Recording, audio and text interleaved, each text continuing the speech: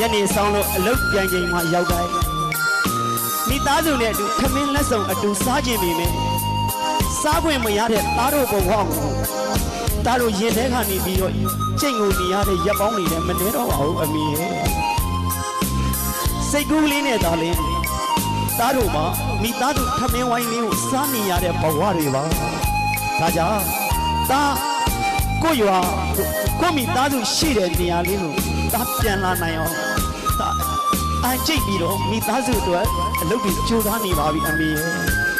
တားရင်နှမ်းချက်တွေပြည့်စုံတဲ့တနေ့ကြာရင်တော့အမေတို့ရှိတဲ့ရွာကလေးကိုတားအပြေးပြန်လာခဲ့ပါမယ်အမေဘဝကြီးမူတာခွဲခွန်နေတော့လေနိုင်ငံရဲ့ချာမှာတားတယောက်မပြောပါဘူးဖေဖေနဲ့မိ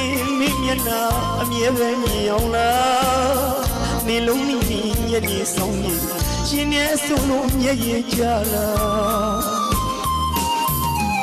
သမီးစားရင်မလဲလက်ဆုံးစားရဲ့သမီးဝိုင်းလေးကိုမြင်အောင်လားသာဘီရဲ့အန်တီလူသာမိသားစုအတွက်ကြိုးစားနေမှာဆေးပြာတော့လက်ဆုံးမိုးက